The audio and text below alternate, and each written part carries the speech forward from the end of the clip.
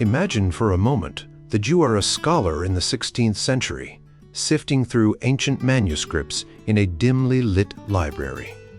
The air is thick with the scent of old parchment and the weight of centuries.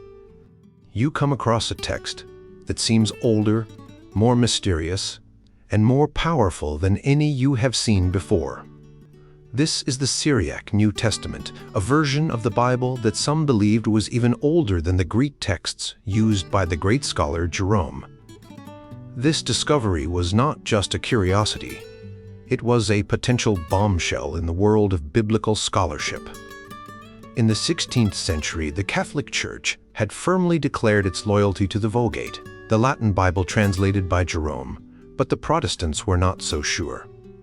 They knew the Vulgate had its flaws and were eager to explore alternative texts.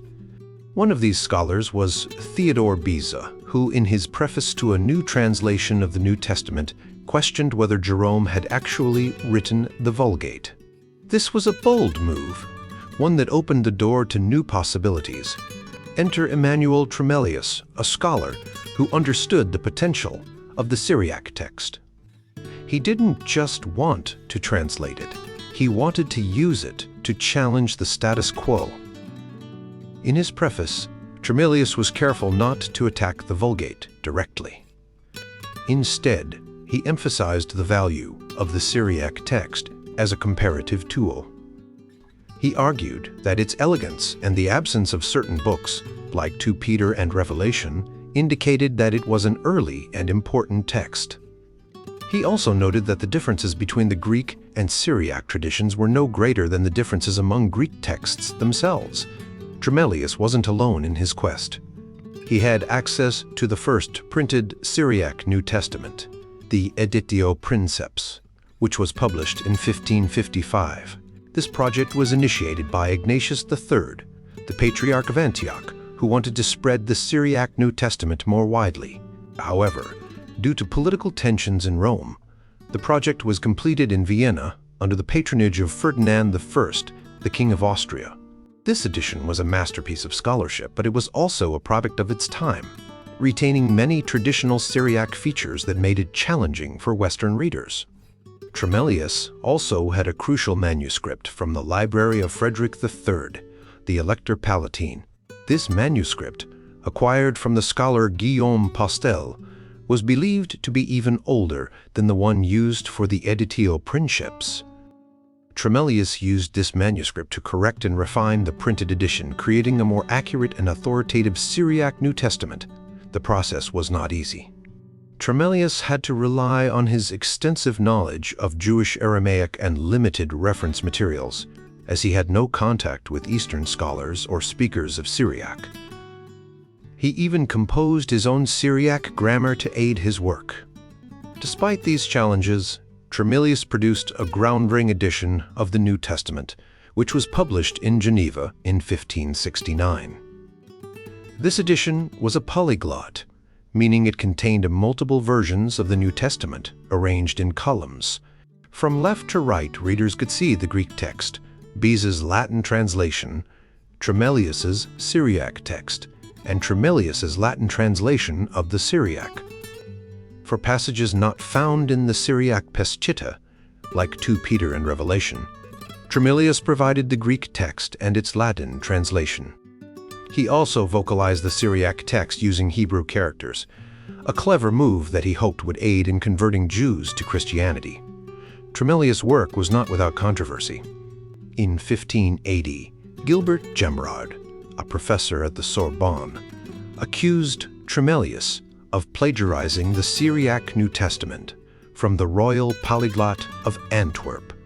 However, this charge was refuted by Franciscus Junius, who pointed out that Tremellius's edition was published in 1569, 3 years before the Royal Polyglot. Despite the initial enthusiasm, the Syriac New Testament's popularity waned by the end of the 17th century. But for a time, it was a powerful tool in the hands of scholars and reformers, challenging the orthodoxy and opening new avenues of biblical study. Tremellius' work remains a testament to the spirit of intellectual curiosity and the relentless pursuit of truth that defined the 16th century. In his translation of the New Testament, particularly the Gospel of John, the epistles to the Romans, the Ephesians, and the Hebrews, Tremellius included many annotations to help explain and correct the text. These annotations are like little notes that he added to the sides of the pages to clarify or fix mistakes in the original Syriac text, which is an ancient language used in the region where Jesus lived. Tremellius often pointed out when the text had errors, and he tried to fix them. For example, in Romans chapter 3, verse 7, he noted that a word was written with the wrong letter at the beginning. He said it should start with a different letter, called a mem, instead of a he. In another place, Romans chapter 15, verse 20, he mentioned that a word was written with a dalet instead of a resh, which are two letters that look very similar in Syriac. He thought the copyist, or the person who wrote the text, made a mistake. Sometimes, Tremellius didn't just point out the mistakes. He tried to explain why they happened. In Hebrews chapter 3, verse 8, he suggested that a mem was mistakenly used instead of a kaf. He believed a copyist made this error. In another note, he found a word in the Syriac text that he didn't understand, but he offered two possible explanations. Either it was a mistake by a copyist, or a letter mem was used instead of a beth because both letters are pronounced with the lips.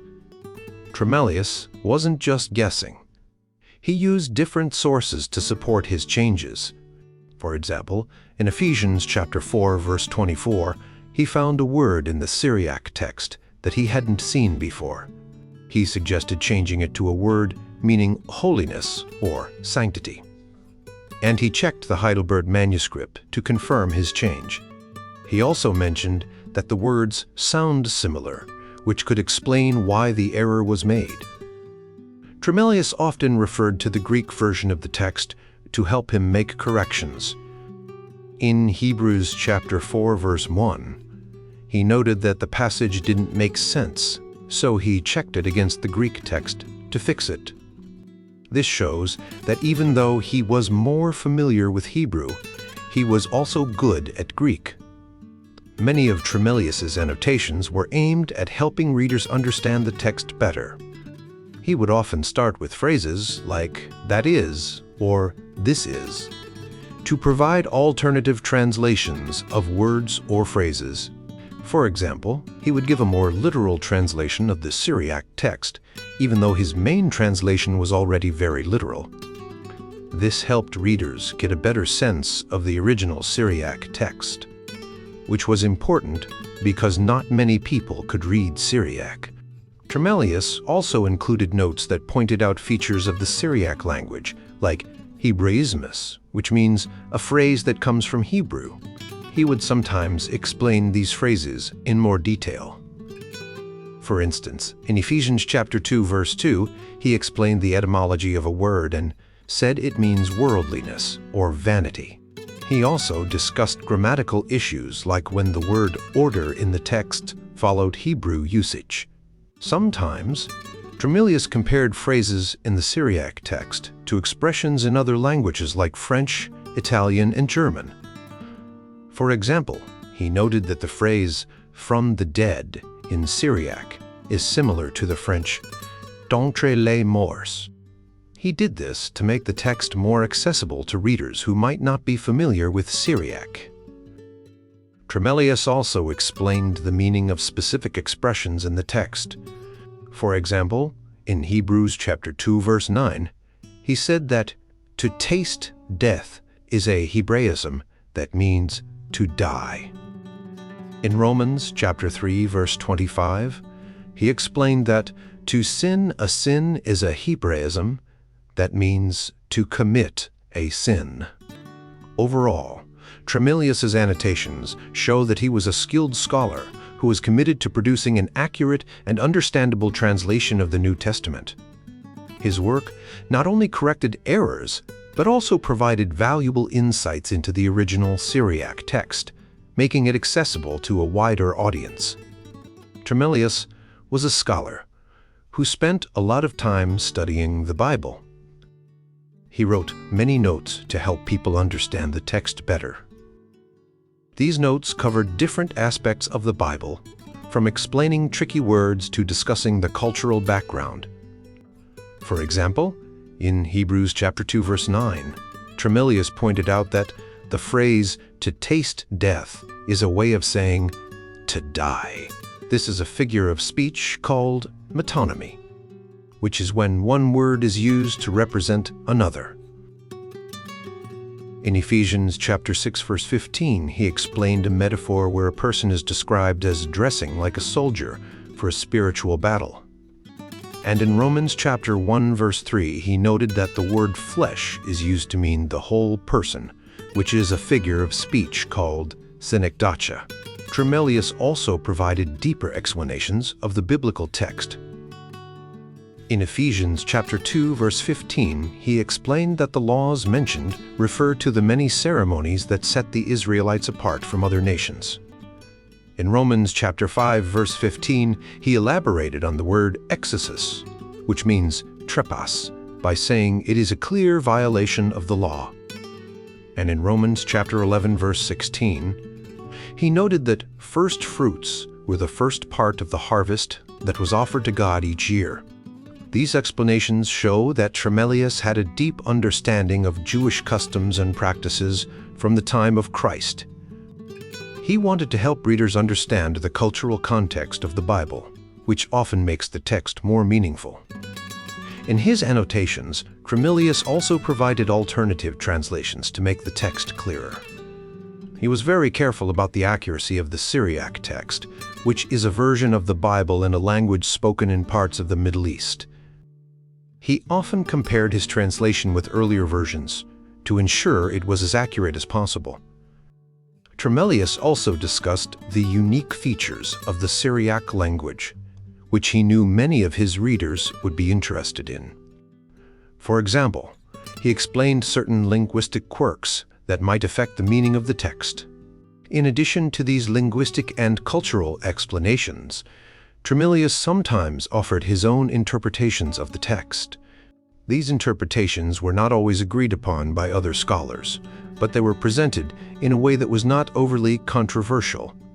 Tremellius avoided getting into polemical conflicts even when discussing passages that others had used to argue their points overall. Tremellius's work was highly respected. Even though it was sometimes criticized, it was generally well received because of its scholarly approach. His goal was to make the Bible as accessible and understandable as possible, and his annotations reflect his commitment to this goal. Andreas Weschel, a well-known printer from Frankfurt am Main, first published the Old Testament between 1575 and 1579. This important work was divided into 5 volumes, each with its own title. The first volume contained the 5 books of Moses, also known as the Pentateuch. The second volume had the historical books, from Joshua to Esther. The third volume included the poetical books, such as Job and the Song of Songs. The fourth volume was the prophetical books from Isaiah to Malachi. Lastly, the fifth volume contained the Apocrypha. The Weschel family continued to print more editions of this Old Testament. Robert Evans once said that this Bible was the most important book they ever published. It was so significant that it was quickly reprinted in London in 1579 and 1580, with a Latin translation of the New Testament by Tremellius added as a 6th part. Over time, Tremellius and Junius's Old Testament was printed in many places across Europe, including Frankfurt, London, Geneva, Hanau, and Amsterdam.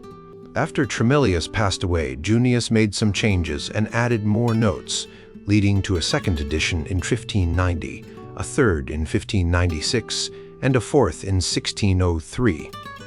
Each of these editions included the New Testament, usually in parallel columns with Tremellius.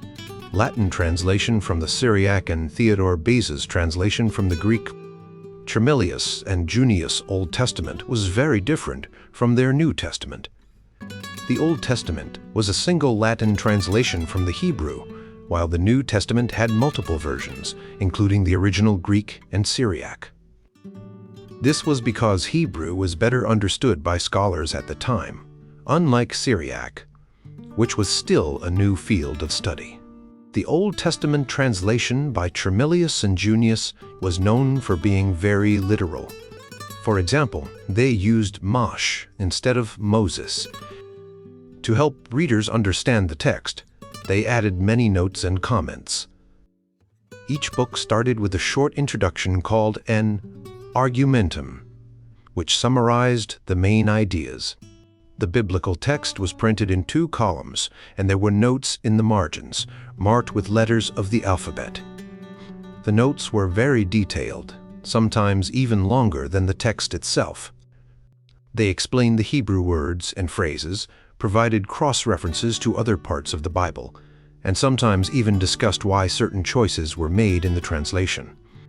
For example, in Genesis, Tremellius noted that the Hebrew phrase, "to be a delight to the eyes," was translated as gratissimam esse elam oculis. To make the meaning clearer in Latin, Tremellius also used the Bible to explain itself. He often referred to other passages to help readers understand a particular verse. For example, in Ezra, he directed readers to 1 Chronicles 9:3 to explain who the other tribes were. In the Psalms, he pointed out that the meaning of a verse could be understood by reading the next few verses. These notes and cross-references were not just for showing off Tremellius's knowledge. They were meant to help readers understand the text more deeply and see how different parts of the Bible were connected. For example, in the argumentum for Genesis, Tremellius provided a precise timeline of the generations from Adam to Joseph, adding up to 2,368 years. In the argumentum for Ezra, he listed the Persian rulers and the length of their reigns, which added up to 49 years. By providing all this information, Tremellius aimed to make the Bible as clear and accessible as possible, even for those who did not know Hebrew.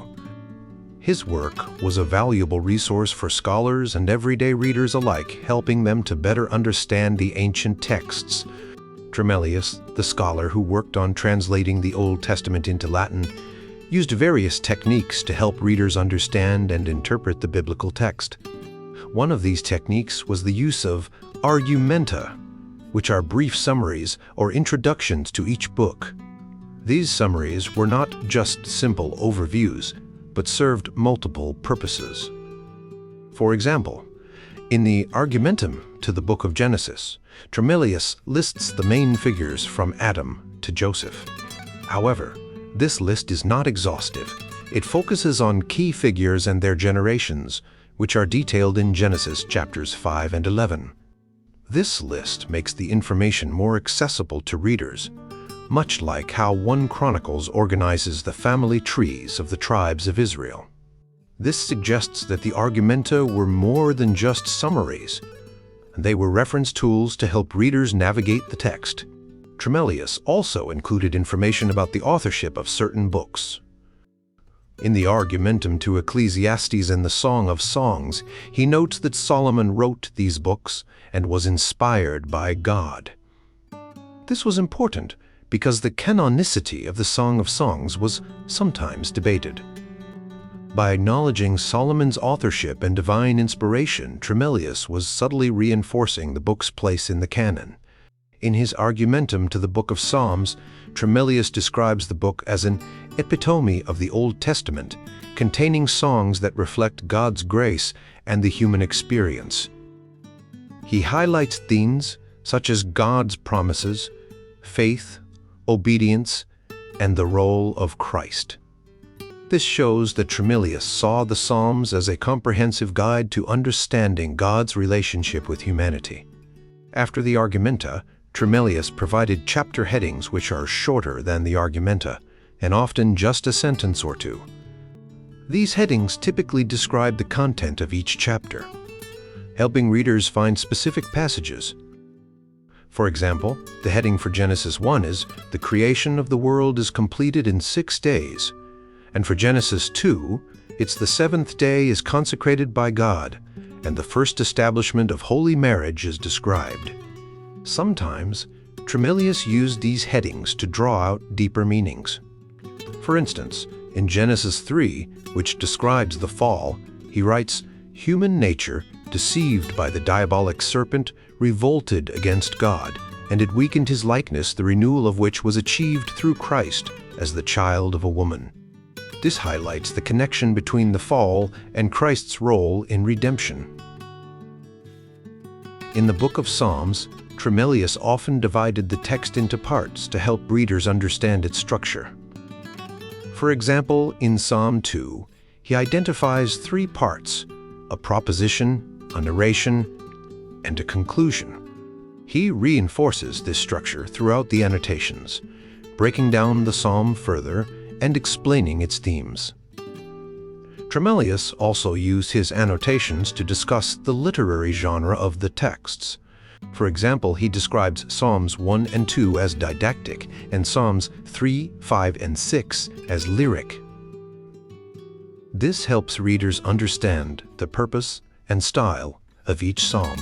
In the book of Hosea, he notes that it is a prophetic text and explains its structure, showing how the first 2 chapters are complementary and how the rest of the book is organized. Tremellius paid attention to the literary and rhetorical features of the text, often explaining figures of speech. For instance, he explains synecdoche, where a part represents the whole.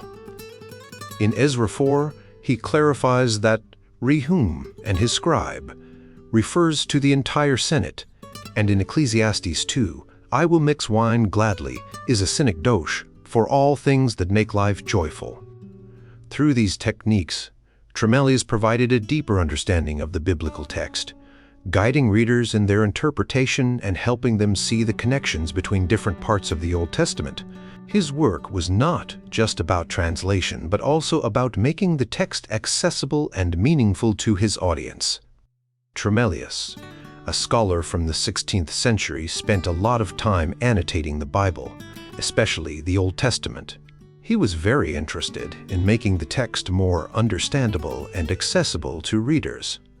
One of the ways he did this was by explaining metaphors, which are figures of speech that compare 2 things to help convey a deeper meaning. For example, in Psalm 4, where it says, "You have given me a place in my difficulty," Tremellius explains that this means you are freed from restraints metaphor. This helps readers understand that the verse is not talking about a physical place, but about feeling free from problems. Similarly, in Psalm 9, where it says, "The Lord is a stronghold for the oppressed," Tremellius notes that is a fortress and defense metaphor. This means that God provides protection and safety, like a strong castle. Tremellius also paid attention to other figures of speech, such as apostrophe, speaking to someone who isn't there, paraphrase, restating something in different words, metonymy, using a part to represent the whole, personification, giving human qualities to non-human things, and hyperbole, exaggeration. He believed that the Bible was a well-written text and deserved the same careful analysis as other important books.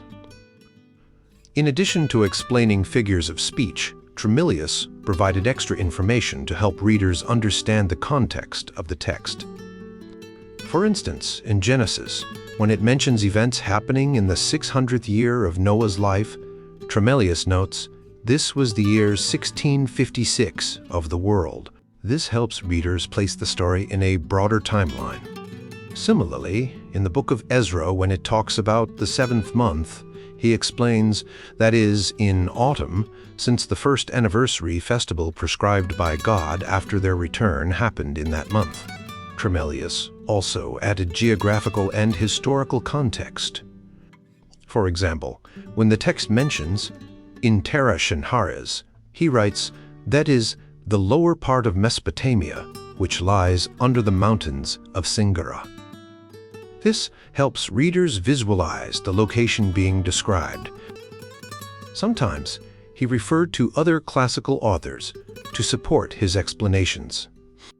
In Ezra, when talking about the place Tel Melech, he writes, "This is the town which Ptolemy calls Telm, for it means salty or barren mound, just as were the fields below Ur Chaldeorum, into which the streams of the Euphrates flowed." See Pliny, Natural History, Book 6.27.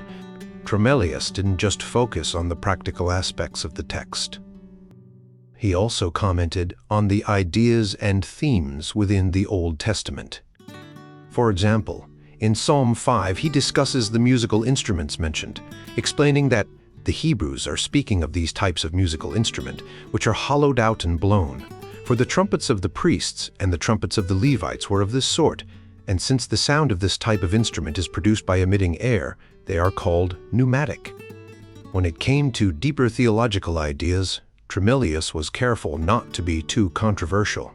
In the first verse of Genesis, "In the beginning God created the heavens and the earth," he writes, "the sense is, God in the beginning would create the heavens and earth. He created an unrefined chaos, which afterwards provided the material for forming the heavenly and terrestrial bodies." This helps readers understand that the creation was a process. Tremellius also included references to the Trinity, the belief that God is three persons in one. For example, in Genesis, when God says, "Let us make man in our image," Tremellius writes, he does not address the angels here, but the elements, for the glory of creation serves him alone. And nor does he thus speak about him in the cause of honor, since that was not the ancient custom, but retained in the first person. But with him stands God, the Father, the Son, and the Holy Spirit, one God, but three distinct persons. And here the evidence of the Holy Trinity is not obscure. Tremellius's Christocentrism, or focus on Christ, is evident throughout his annotations. In the Song of Songs, he interprets the love between the bride and the bridegroom as a metaphor for the relationship between Christ and the Church. He writes, "The argument is an excellent epithalamium, or wedding song, in which Solomon sings to his most distinguished and most beautiful bride-to-be, and the marriage of Christ and the Church on account of his eternal love towards the Church, and he protects it and promises it kindnesses." Tremellius's approach to the Bible was to make it accessible and understandable, without being too controversial. He wanted to help readers, especially those who could read Latin, to better understand the text and its deeper meanings. His annotations show a deep respect for the Bible and a desire to share its wisdom with others. Between 1575 and 1579, the 5 volumes of Tremellius's major work, his translation and commentary on the Bible, were published in Frankfurt. This was a significant achievement for Tremellius, who was already a well-known Hebraist. However, even as his reputation grew, he faced new challenges that would force him to move on once again. In 1576, the Elector Frederick of the Palatinate died and was succeeded by his son, Ludwig VI. Unlike his father, Ludwig was a Lutheran, and he soon began to make changes at Heidelberg University. Many professors, including Tremellius, were forced to leave their positions. The news of these changes spread quickly and even reached Geneva, where the leaders of the Reformed Church were closely following the situation. Daniel Toussaint, the professor at Heidelberg, wrote to Theodor Beza in Geneva in February 1577, expressing the uncertainty and anxiety felt by the university staff. He mentioned that some professors, like Olevian, had already received offers from other institutions, and he hoped that the Bible translation project, which was still ongoing, would be completed under the patronage of John Casimir. Tremellius and Junius were among the professors who sent their regards to Beza, showing that the Reformed community was closely connected and supportive. Despite the uncertainty, Tremellius continued his work. However, on December 5, 1577, he, along with Boquin and Zanchi, was officially removed from his position at the university. The university tried to intervene on their behalf, but without success. Ursinus, another professor, wrote to Beza on the same day, December 5th, to inform him of the situation. He noted that the three professors had been ordered to stop teaching because they were promoting Calvinism and that they would lose their homes and stipends by Christmas Day. Ursinus also mentioned that John Casimir intended to establish a new school in his territory, and that Zanchi and Tremellius had offered their services. John Casimir did indeed establish the Collegium Casimirianum in Neustadt in April 1578. But while Zanchi, Ursinus, and Toussaint became professors there, Beaucain and Tremellius did not. Beaucain returned to France and later became a professor at the University of Lausanne. Tremellius, now in his late 60s, also moved to France. It was often said that he first went to Metz, his wife's hometown, possibly because she wanted to return to her family.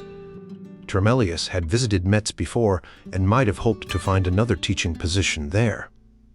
However, in early 1578, Tremellius was invited to Sedan by Henri Latour d'Auvergne, the Viscount of Turenne and Duke of Bouillon.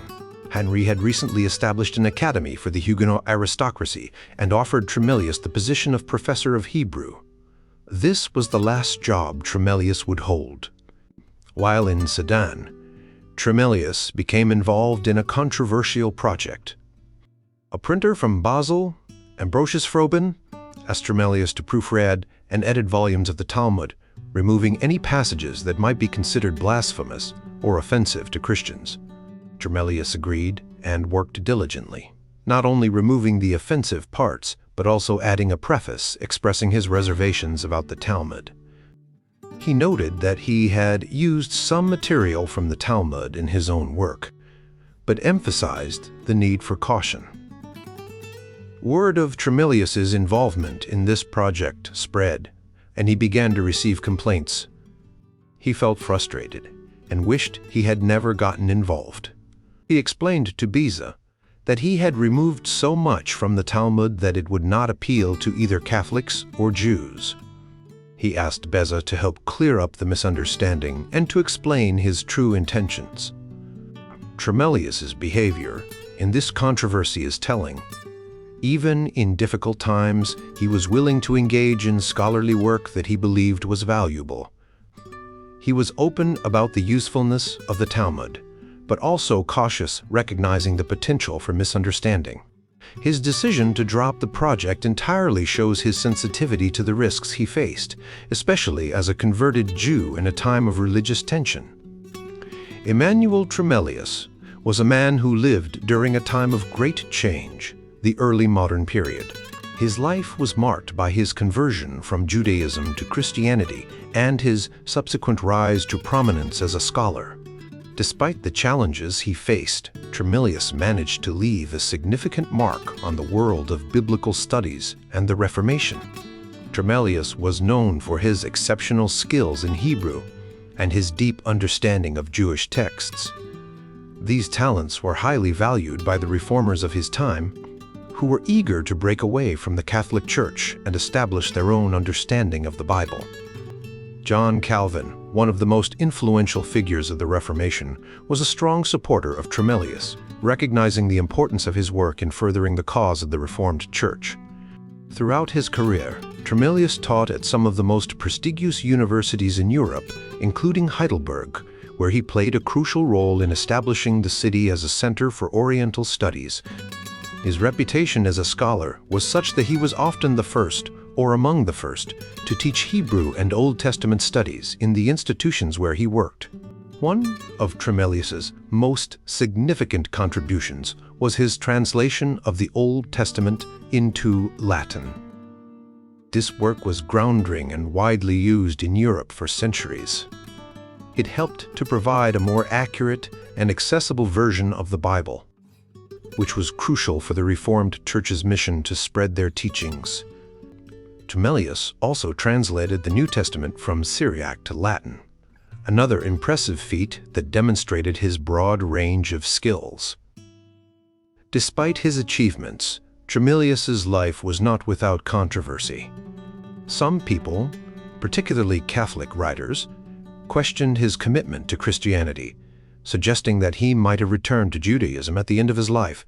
However, his Protestant supporters, including Theodore Beza, defended his orthodoxy and credibility. The story of his life highlights the complexities and challenges faced by converts and scholars during the Reformation.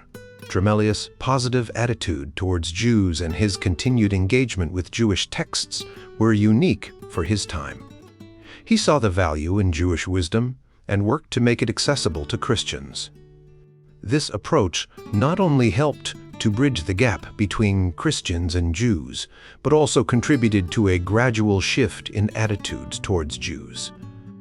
In the end, Tremellius's legacy is a testament to the power of scholarship and the importance of open-mindedness. His work helped to shape the Reformation and left a lasting impact on European culture. Although he may have been overshadowed by more dramatic figures, his contributions were significant and deserve recognition. The story of Immanuel Tremellius reminds us that even in times of great conflict and change, individuals with a deep commitment to learning and a willingness to bridge divides can make a meaningful difference. His life and work continue to be a valuable source of insight into the early modern world and the complex dynamics of the Reformation.